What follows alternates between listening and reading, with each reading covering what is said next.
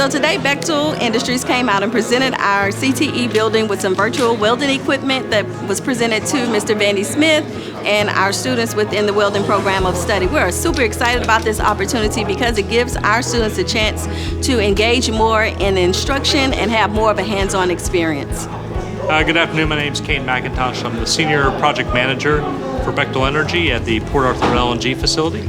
And what we're doing here today is a really great thing. We were able to donate some virtual reality welding equipment to Memorial, just like earlier in the year, donating some tools for the pipe fitter program. What this really does is it gives both beginning welders and experienced welders an opportunity to practice without having to be necessarily in the welding booth. So they can simulate different welding positions, different welding processes, and in the end, get them to a point where they can come start their career in welding.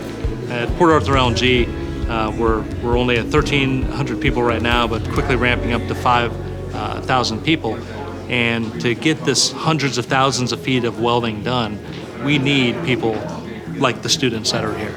So this is a great career path, and really what we want to do is get them to the level where they're comfortable and come start that career with us at Bechtel.